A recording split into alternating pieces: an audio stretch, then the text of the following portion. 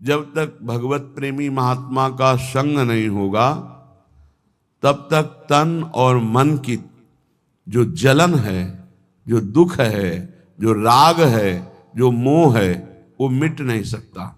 ये पक्की बात है। ये बड़ी सूक्ष्मता से देखा गया कि बड़ी कठोर साधना करने पर भी अहम सुरक्षित रहा। अहम सुरक्षित तो देह भाव सुरक्षित, देह भाव सुरक्षित तो हर विकार सुरक्षित। तभी समझ में आया कि रसिक गुरुदेव की कृपा से जो अहम गलित होता है वो किसी साधना से नहीं। अहम गलित हुआ तो देह भाव मिटा, देह भाव मिटा तो सारे विकारों की गुंजाइश ही नहीं रह गई, क्योंकि अहम के ही देह भाव के महल में ही ये सारे विकार रहते हैं। वो निर्विकार स्थिति, वो दैन्यता, वो सहजता, वो कृपालुता, वो दयालुता आराध्य देव की रसिकों में होती है और रसिकों से उनके शरणागतों में उतरती है। इसलिए निशिवासर करी तिनकी सेवा, तन मन की तपन मिटइये। तन की और मन की। तन बड़ा स्वस्थ है, खूब सुख सामग्री है, पर मन असंतोषी है, पापाचरण का संकल्प करने वाला है, भगवद विमुख चिंतन करने वाला है। वो हर समय जलता रहेगा। व्यर्थ की सोच, समय को नष्ट करना, संकल्प विकल्प करके गंदी बातों का चिंतन करना, मानो दुख का बीज बोना है। अब मन या तो प्रभु में लगेगा या जगत में लगेगा, जगत में लगेगा तो भोगों में लगेगा, भोगों में लगेगा तो पाप बुद्धि होगी, पाप बुद्धि होगी तो दुर्गति, दुख, विपत्ति, संकट, एक क्रम है। हमारा मन प्रभु में लगा हो और तन में गलित कुष्ठ हो, कीड़ा पड़ गए हो, तो भी कोई फर्क नहीं पड़ता। मान लीजिए, अभी मान लीजिए आपका शरीर स्वस्थ है तो मन को प्रभु में लगाने का अवसर है। आप बहुत कृपा पात्र हैं प्रियालाल की, उनकी कृपा को ठुकराइए नहीं।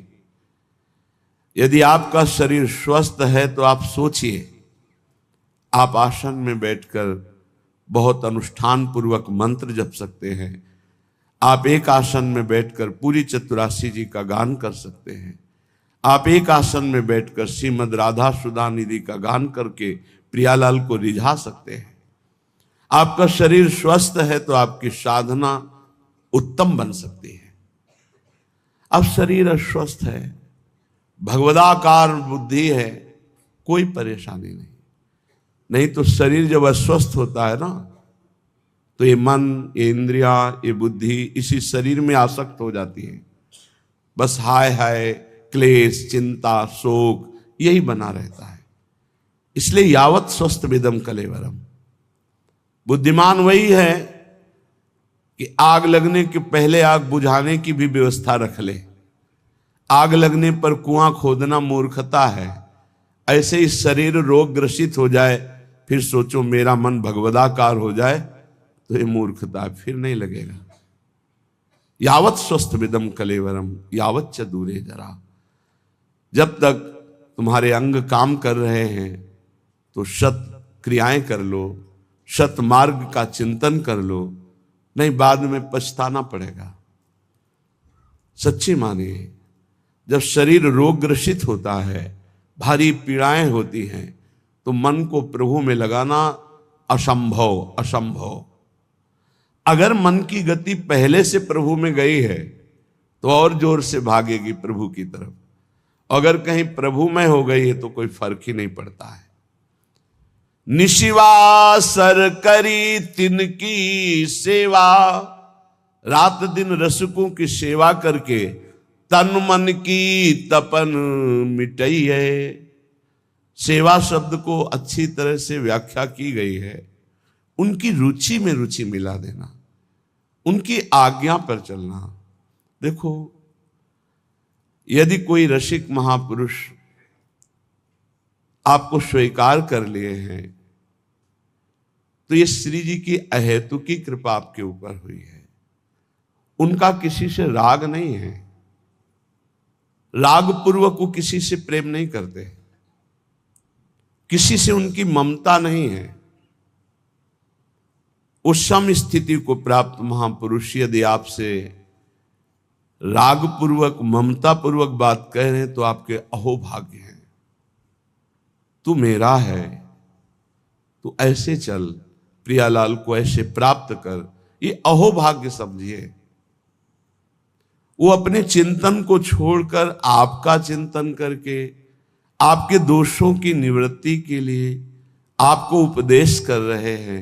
यह हेतु की कृपा लाडली जू की, आपकी तरफ वो देख रहे हैं, आपसे बात कर रहे हैं, आपको अपना मान रहे हैं, और कहीं आपको उनका उच्छिष्ट प्रसाद मिल रहा है, आपको डांट पड़ रही है, आपके अंदर उनका भय है, तो निश्चित आपका परम कल्याण कोई रोक नहीं सकता। ये बड़ी दुर्लभ कृपा प्रसादी होती है ऐसा जिनको प्राप्त है। कौन सतमार्ग में प्रेरित करता है, कौन किसी को डांटता है सतमार्ग के लिए। तन मन जीवन वारिये भोरी, भोरी सखी है। अगर ऐसे रसिक मिल जाएं तो तन मन दोनों न्योछावर कर दो, उनकी आज्ञा पर चलो। जैसे बेटा स्वस्थ हो, खेल रहा हो, ये देखकर मां को जो सुख मिलता है वो किसी और को सुख नहीं मिलता है, और तो देखकर बस चल देगा, लेकिन सुखानुभूति मां को होती है। ऐसे ही जब कोई परमात्मा प्राप्ति के लिए साधन परायण होता है, हृदय में वो गुरु आज्ञा का पालन अक्षरशः करता है, तो जो गुरुजनों को सुख मिलता है, रसिकों को सुख मिलता है, वो कोई नहीं जान सकता। एक दृष्टि में जीवन का परिवर्तन करने की सामर्थ्य होती है। वो दृष्टि कब प्राप्त होती है? जब वो संपूर्णतया ये जान लेते हैं कि आप उनकी आज्ञा में हैं, आप उनके हैं, आप एक अक्षर भी उनकी आज्ञा का उल्लंघन नहीं करते, तो हृदय में एक आह्लाद होता है। उसी आह्लाद स्थिति में जब श्री जी के सुमिरन में गाढ़ चिंतन में होंगे, उस समय जब आपका चिंतन कर लेंगे तो आप निहाल हो जाओगे, आपके जीवन का परिवर्तन हो जाएगा। रसिक महापुरुषों की कृपा जानते हो कैसे होती है? जो एकांत में प्यारे जू की सेवा में होते हैं भाव देह से, और उस समय जिसका चिंतन कर ले बेड़ा पार हो गया। उस समय जिसका चिंतन कर ले, उस समय उसी का चिंतन प्रियाजू देती है। प्रियाजू देती है जो तन मन प्राण समर्पित करके उनकी आज्ञा में। एक होता है मुंह देखी समर्पण, मुंह देखी समर्पण, सामने हाजी हाजी करना और पीछे मनमानी करना। और एक होता है जीवन समर्पण, वो देखें ना देखें, बोले ना बोले, माने ना माने अपना, लेकिन हमें उनकी आज्ञा का पालन करना है। ऐसे का स्मरण होता है प्रियालाल की। जब मानसिक सेवा में रसिक महापुरुष होते हैं तब ऐसों का स्मरण, और उस समय जो शीतलता होती है वही शीतलता आशीष बनकर उस जीव का परम मंगल कर देती है जो उनकी आज्ञा पे चलते हैं। भोरी सखी कह रहे, तन मन जीवन वारिये भोरी, आखिन माही बसइये, निशिवासर करी तिनकी सेवा, तन मन की तपन मिटइये। भोरी सखी कहती है, यदि भगवत कृपा से ऐसे रसिकों का संग मिल जाए, तन मन जीवन सब कुछ न्योछावर कर दे उनके ऊपर, अर्थात उनकी आज्ञा पर चले, आखिन माही बसइये। मेरे नेत्र अगर ध्यानस्थ हैं तो गुरुदेव की रसिक गुरुदेव के ध्यान में मगन है। देखो, वो अपने शरीर का राग मिटाने के लिए ऐसा उपदेश करते हैं कि शरीर से राग मत रखो, लेकिन आप ध्यान रखना, इसी शरीर से प्रियालाल का उपदेश हुआ है। इसी शरीर से गुरु मंत्र मिला है, इसी शरीर से आपको सतमार्ग के सिद्धांत मिल रहे हैं, तो ये शरीर आपकी भगवत प्राप्ति कराने की वृत्ति में समर्थ है। ध्यान मूलम गुरु मूर्ति, ना कि गुरु तत्व। एक बात हम ही कहते हैं और एक बात यही है, ध्यान मूलम गुरु तत्वम नहीं, गुरु मूर्ति।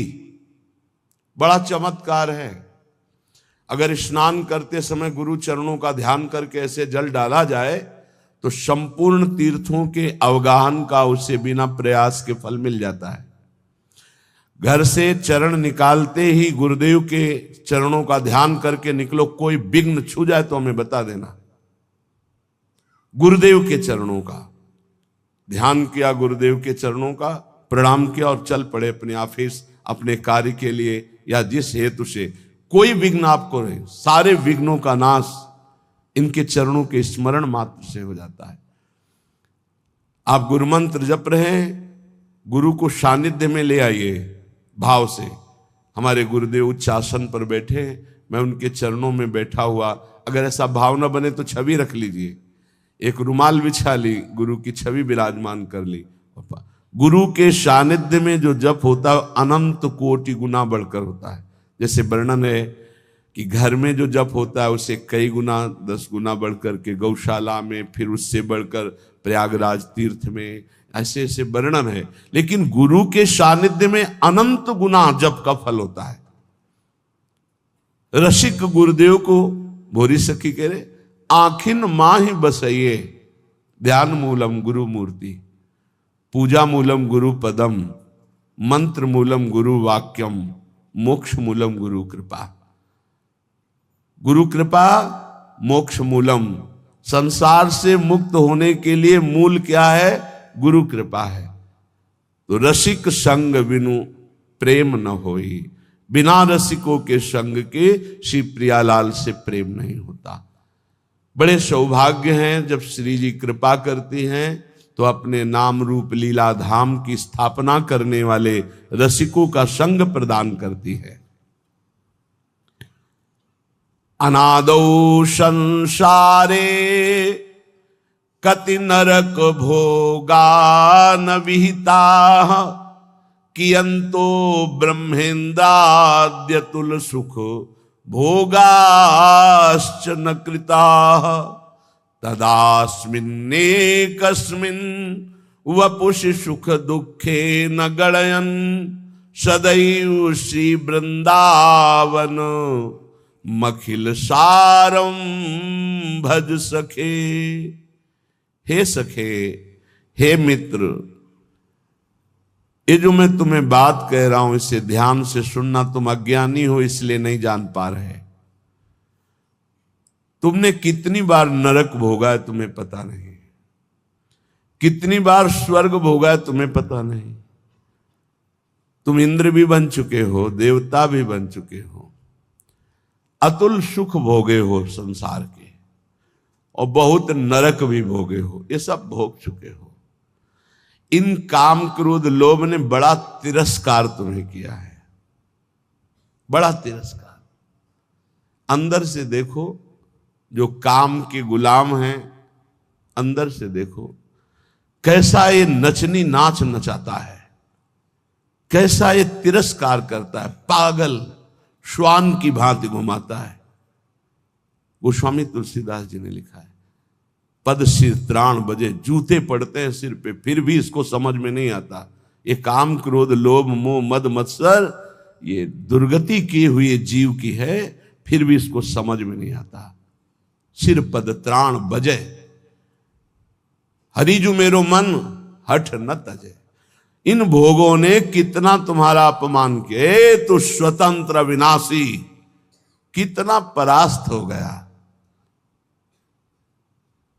कामी पुरुष चरणों में झुकता है सिर्फ काम संयोग के लिए, कसम खाता है कि आपके सिवा मैं किसी से क्या क्या दैन्यता, अगर ऐसी दैन्यता गुरुदेव से कर देता तो परब्रह्म की प्राप्ति हो जाती। आप बोलो, आप कहो तो अभी प्राण त्याग दे, आप बोलो अभी प्राण त्याग दें, त्याग देते हैं। क्या क्या इस काम ने नचनी नाच नचा रखा है त्रिभुवन में। श्रीपाद कह रहे बहुत धैर्य पूर्वक, हे सखे, हे प्रिय मित्र, तुम्हें नहीं दिखाई दे रहा, मुझे दिखाई दे रहा है, क्योंकि त्रिकालज्ञ है, तीनों कालों का ज्ञान है। कह रहे तुमने कितने नरक भोगे तुम्हें पता नहीं। जैसे मां के गर्भ में रहे तो क्या पता हमें कैसा कष्ट था, कोई याद नहीं है। ऐसे कितनी बार तुम स्वर्ग गए तुम्हें पता नहीं। अर्थात स्वर्गिक सुख, नारकिक दुख, इनको तुम बहुत भोगे हो। इन काम क्रोध आदि दुश्मनों ने कितना तुम्हारा तिरस्कार किया। धिक्कार है, धिक्कार है। बहुत बहुत विचित्र दशा है।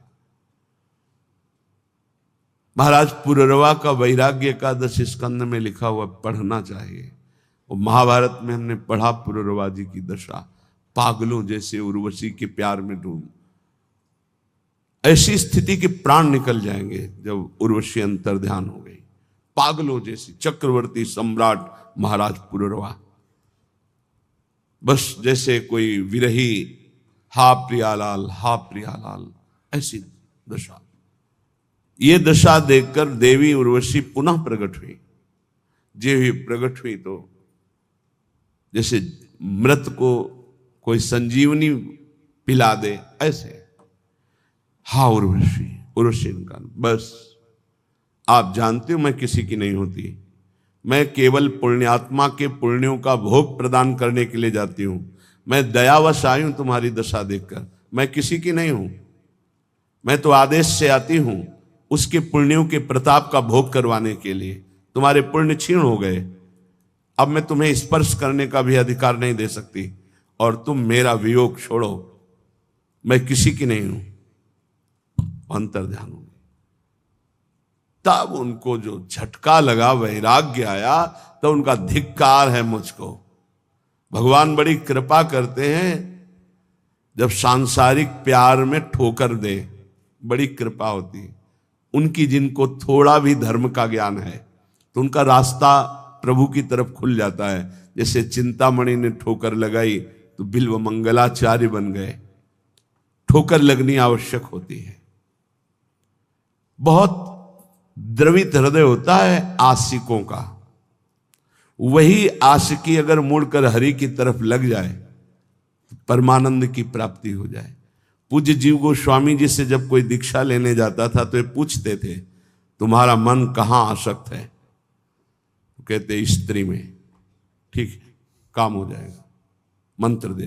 तुम्हारा मन? बोले पुत्र में। हाँ ठीक। एक आए धनी, कुछ भेंट रखी और कहा शिष्य बनना चाहे।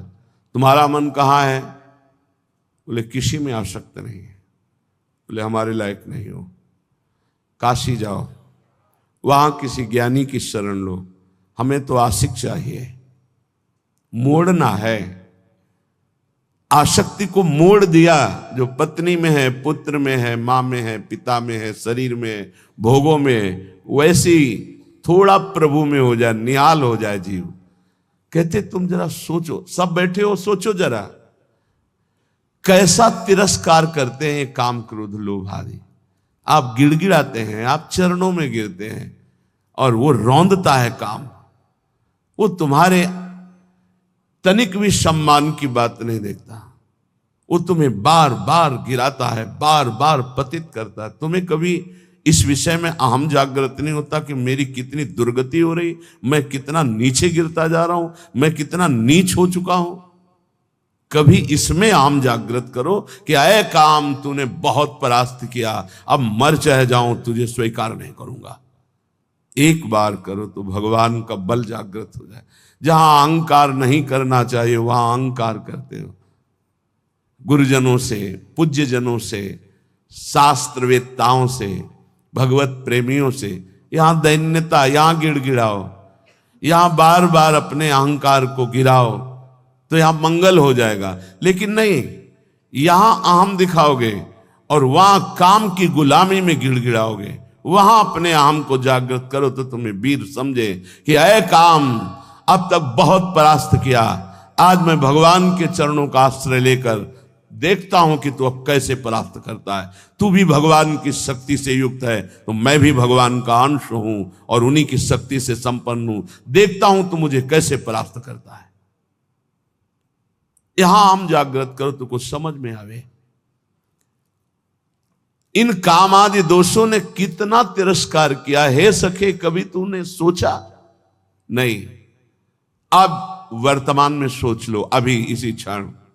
ये मानव देह इन विकारों पर विजय प्राप्त करके भगवदानंद में डूबने के लिए मिला है। इसलिए हे सखे, मत सुख की लालसा से इन काम आदि की गुलामी करो।